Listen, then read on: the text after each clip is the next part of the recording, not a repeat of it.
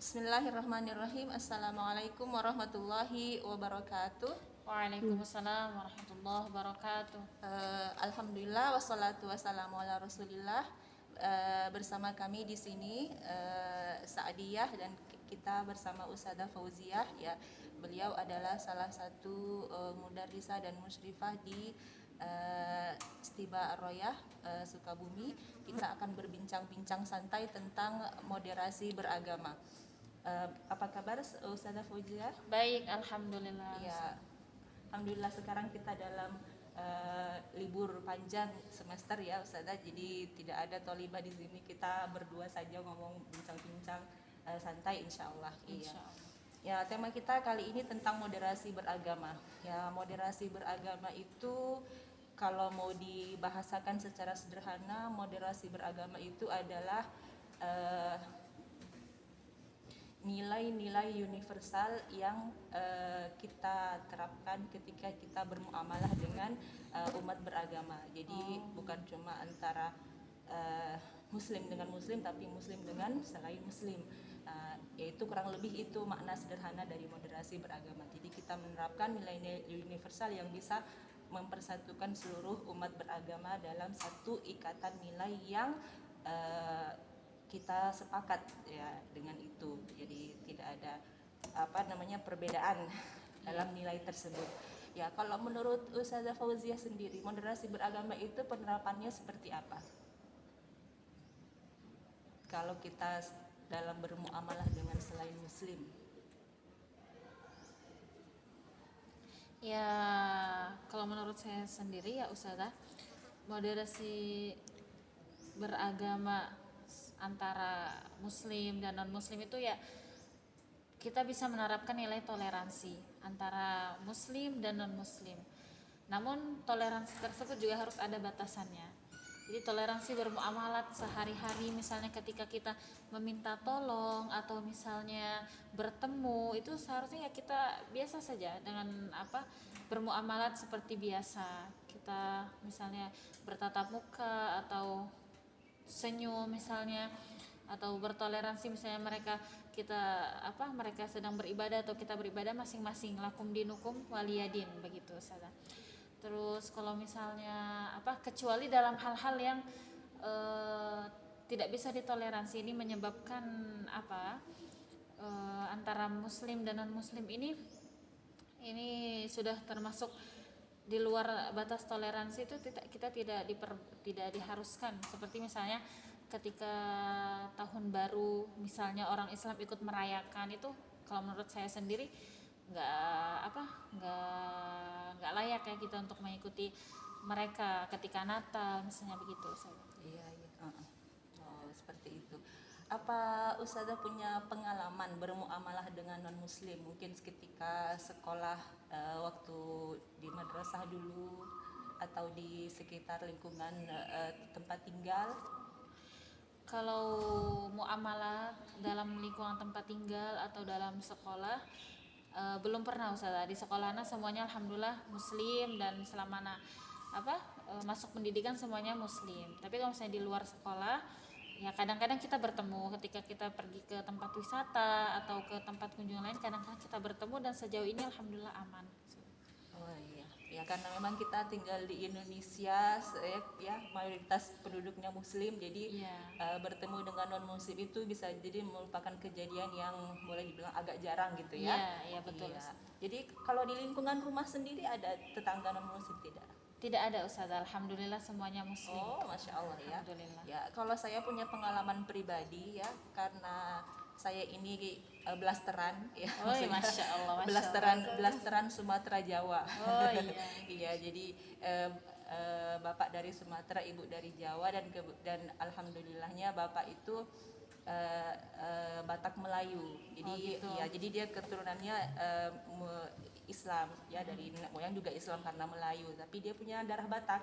Nah, karena saya tinggal di Sulawesi itu ada perkumpulan orang Batak di kampung ya. Jadi dan rata-rata orang Batak itu kan boleh dibilang hampir separuhnya itu non muslim ya, Kristen ya, kurang lebih ya. Jadi saya sejak kecil itu sudah terbiasa bermuamalah dengan orang non muslim ya, Oh iya, iya. utamanya dengan kerabat-kerabat yang sesama orang Batak gitu kan. Oh Ya, iya. dan qadarullah waktu pertama kali pindah, waktu saya ingat masa kecil saya itu waktu di kampung itu, saya tinggal di kampung yang mayoritasnya orang Kristen. Oh. Iya, bahkan tidak jauh dari rumah saya itu gereja apa dulu kalau nggak salah Pentekostal gitu kalau nggak salah ingat itu. Iya. Ya, nah itu waktu masih kecil ya, sekitar sebelum SD. Terus setelah pindah dari lingkungan itu ya, karena bapak sendiri adalah ketua perkumpulan orang Batak di kampung ya, jadi kalau orang Sunda di sini dibilang paguyuban gitu ya. Iya, Ya, iya, gitu.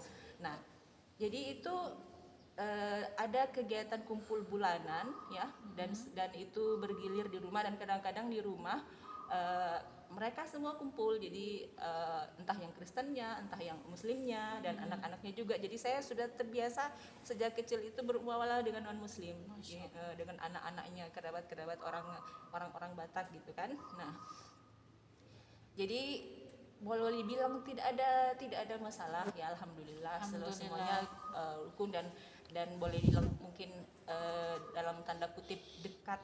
Maksudnya dekat itu kita kadang-kadang sering silaturahmi, kunjung mengunjungi begitu ya.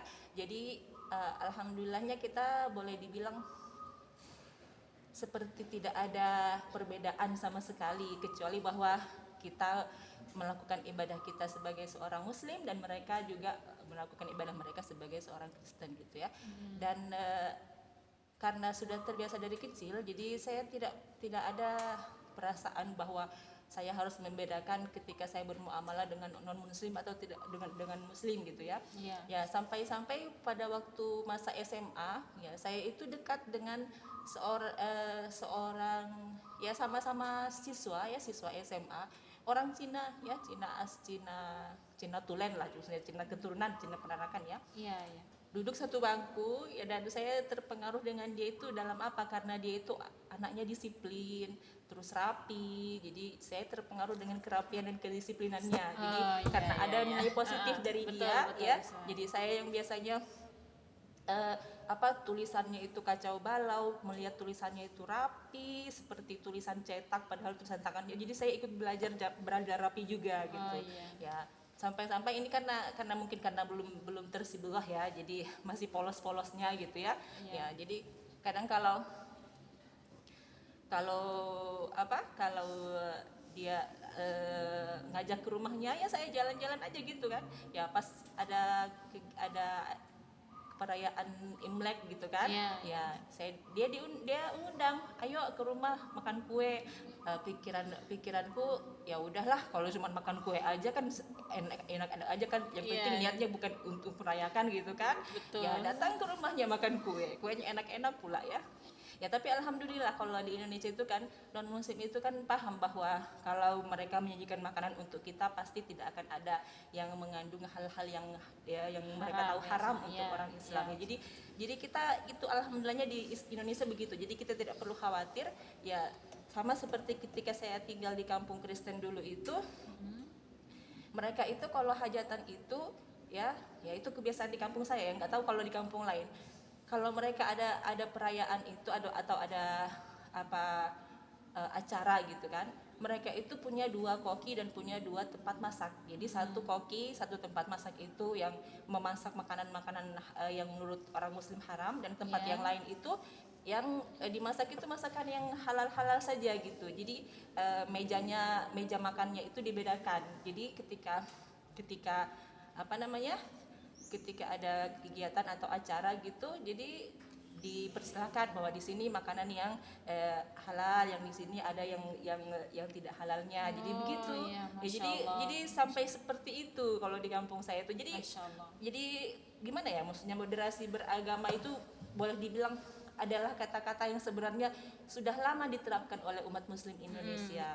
Cuman ya, entah kenapa, mungkin karena perubahan zaman, perkembangan fenomena politik di zaman-zaman sekarang mungkin sudah mulai berubah. Jadi seakan-akan isu itu seperti harus dibangkitkan lagi untuk Iya. mengingatkan kembali bahwa Indonesia itu sebenarnya sudah dari awal, dari dasar, dari dulu ya, ya, karena kita punya nilai-nilai yang selalu kita bawa dari sejak ya zaman nenek moyang kita ya, nilai-nilai luhur yang ditanamkan oleh orang-orang tua kita gitu kan ya. Jadi itu terbawa sampai besar. Jadi kalau misalnya kita ingin mendidik anak-anak kita sekarang itu untuk selalu membawa nilai-nilai itu, masya Allah gitu kan. Ya, Iya, Masya Allah. iya. Terus sehubungan dengan ini Ustazah, bahwa kita di Stiba ini boleh dibilang memiliki